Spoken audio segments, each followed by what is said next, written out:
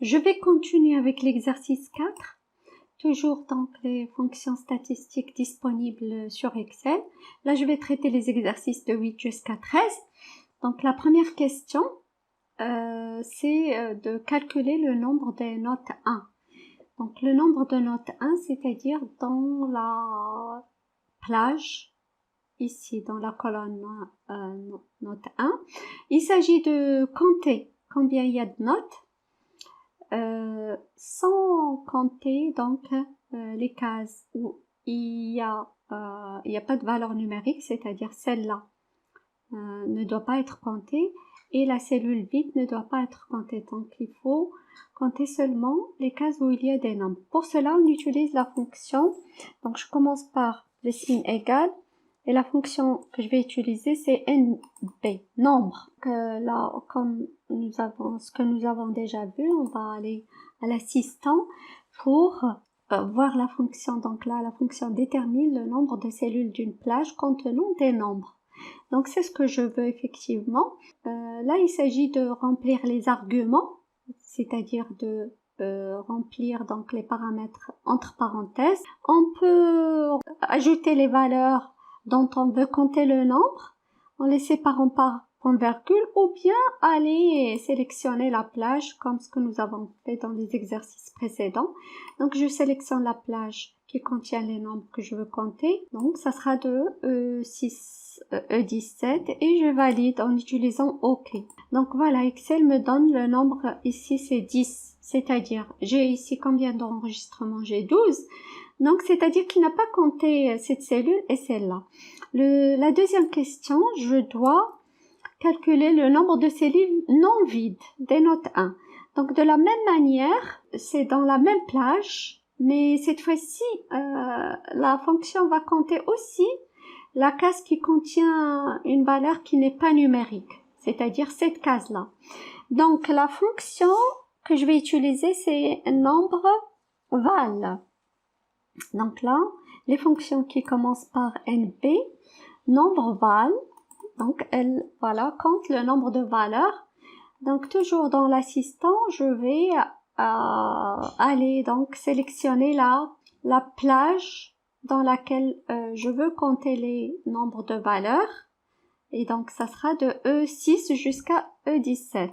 Alors je valide et vous remarquez que le nombre ici c'est 11, c'est-à-dire que cette fonction compte aussi les cellules qui contiennent des valeurs qui ne sont pas numériques. Alors, maintenant, je passe à la question numéro 10, dans laquelle je dois définir le nombre de cellules vides. En note 1 toujours. Et donc, la fonction que je vais utiliser, c'est toujours NB, mais c'est NB vide. Donc là, je clique NB vide et je vais aller remplir les arguments. Donc là, il attend comme argument la plage dans laquelle on doit compter les cellules vides. Donc je vais aller sélectionner la plage qui est de E6 jusqu'à E17 et je valide en utilisant OK. Et donc là, le nombre de cellules vides c'est 1. Et puis je passe à la question numéro 11 dans laquelle je veux compter le nombre d'élèves qui ont une moyenne en note 2. Donc là, vous remarquez que là, nous avons un critère. Donc, je veux compter le nombre d'élèves qui ont une moyenne. Donc, je dois utiliser une fonction dans laquelle je peux saisir un critère. Donc, cette fonction, ça va être nombre puisque ça va compter. Et puis, c'est si, nombre si. Donc là, je clique sur nombre si pour l'activer. Et je vais aller à l'assistant pour remplir les paramètres ou bien les arguments de la fonction. Donc la fonction nombre si, elle attend entre parenthèses la plage dans laquelle se trouvent les notes dans lesquelles il va calculer le nombre d'élèves qui ont une moyenne. Donc c'est note 2. Donc je prends la plage, note 2. Et puis le deuxième paramètre, c'est le critère. Donc le critère, ils doivent avoir une moyenne, c'est-à-dire supérieure. Je vais alors prendre supérieur ou égal à 10. Je valide remarquez, ça on l'a déjà vu, que là, toujours le critère ici se met entre guillemets. Donc, voilà. Alors, le nombre d'élèves qui ont une moyenne en note 2, c'est 7. Alors, maintenant, je passe à la question numéro 12, dans laquelle je dois définir le nombre d'élèves qui ont une moyenne en note 1 et note 2. C'est-à-dire, vous remarquez que ici, nous avons deux critères. Donc, la fonction doit permettre de rentrer deux critères. Donc, certainement, elle va commencer par NP puisqu'on calcule le nombre, mais je vais pas utiliser nombre si parce que nombre si me permet d'entrer un seul critère. Je vais utiliser nombre si ensemble, comme ce que nous avons vu dans la somme. Et donc, dans l'assistant, je vais aller entrer les plages de critères et les critères. Donc, la première plage, c'est avoir la moyenne en note 1. Donc, ça va être la plage qui contient note 1. Voilà.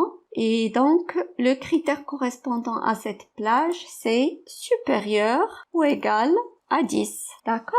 Et je passe à la deuxième plage. Plage critère 2. Donc, la plage critère 2, c'est note 2. C'est F6 jusqu'à F17. Et je dois entrer le critère qui est le même. Donc, avoir la main, je vais copier-coller. Voilà. Et je valide. Donc, vous voyez ici la formule qui s'écrit automatiquement. Donc, nombre si ensemble. La première plage qui est E6, E17. Le premier critère, avoir la moyenne en note 1. La deuxième plage qui correspond à note 2. Et le critère, avoir la moyenne en note 2. Je valide et j'ai ici le nombre d'élèves qui ont une moyenne en note 1 et note 2. Alors, je passe à la question 13 dans laquelle je dois calculer le nombre de filles qui ont une moyenne en note 1 et pas de moyenne en note 2. Alors, remarquez que ici, j'ai trois critères. J'ai le premier critère, il faut que ça soit des filles. Le deuxième critère, il faut qu'il ait la moyenne en note 1. Et le troisième critère, ils n'ont pas de moyenne en note 2. Donc, je vais aller prendre la plage du premier critère. C'est quoi la plage du premier critère? C'est la colonne sexe, c'est-à-dire D6 jusqu'à D17. Et je reviens ici pour entrer le premier critère. Quel est le premier critère? C'est F. C'est-à-dire, il faut que ça soit une des filles. Je passe maintenant à la plage du deuxième critère. Alors, le deuxième critère, c'est ils ont une moyenne en note 1. Donc, je prends la plage de note 1. Et puis, le critère, c'est ils ont la moyenne, c'est-à-dire supérieure ou égale à 10. Et puis, je passe maintenant au troisième critère. Alors, je prends la plage du troisième critère. Quelle est la plage du troisième critère? C'est note 2. Voilà, très bien. Maintenant, je vais aller entrer le troisième critère. Le critère numéro 3, ça va être le non. Donc, ils n'ont pas la moyenne, c'est-à-dire inférieur. Je vais prendre inférieur strictement à 10. Voilà, et je valide. Et donc là, j'ai le nombre de filles qui ont une moyenne en note 1 et pas de moyenne en note 2, c'est 1. Alors, je passe, j'ai fini l'exercice 4 et je vais passer à l'exercice 5. Alors, dans l'exercice 5, je continue les fonctions statistiques. Et donc, j'ai ici la question numéro 14, 15 et 16. La question numéro 14 consiste à trouver le classement de l'élève Ahmed suivant note 2. Je vais trouver le rang de Ahmed suivant la note 2 dans cette plage-là. Quel est son rang? Il a la note 9, mais c'est quoi son rang dans cette plage parmi les autres élèves? Alors justement, je vais utiliser une fonction qui s'appelle rang. Donc je commence par écrire le nom de la fonction. Et donc là, je sélectionne la fonction rang et je vais aller voir les arguments de cette fonction. Donc, j'ai trois arguments. Le premier argument est le nombre dont vous voulez connaître le rang parmi les autres nombres.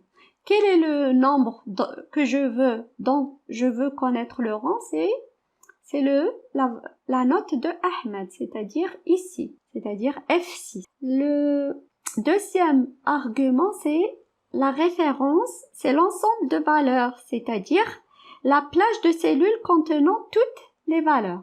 Donc, je clique ici et je vais aller sélectionner la plage qui contient toutes les valeurs, c'est-à-dire F6, F17. Je reviens pour voir le troisième argument. Alors, le troisième argument, ordre, si on veut utiliser un ordre décroissant, on va mettre 0. Donc, si on met 0, ça veut dire que on veut considérer un ordre décroissant pour spécifier le rang de Ahmed. C'est-à-dire quoi? C'est-à-dire que celui qui a la note la plus élevée, il a le premier rang. D'accord? Donc ça, c'est un ordre décroissant. Alors, si je mets une autre valeur que 0, il va considérer l'ordre croissant. C'est-à-dire, il va considérer que celui qui a la première note est le dernier. Il a le dernier rang. D'accord? Alors, moi, je veux qu'il compte d'une façon décroissante. Donc, je mets un 0 ici. Et je valide. Et donc, là, ici, j'ai le rang de Ahmed. Suivant la note de son rang, c'est le numéro 8. Alors, maintenant, ce que je vais faire, c'est de classer. Donc, en utilisant la même formule, je vais classer tous les élèves suivant note 2. Ici, je vais classer les élèves suivant note 2. C'est-à-dire que je dois saisir la formule ici. D'accord? Donc, je vais aller la copier, cette formule. Je la copie et je vais la coller ici pour ne pas la répéter. Voilà. Donc, voilà, la formule, elle est collée ici. Rang F6, c'est-à-dire le rang de Ahmed, dans la plage F6, F17.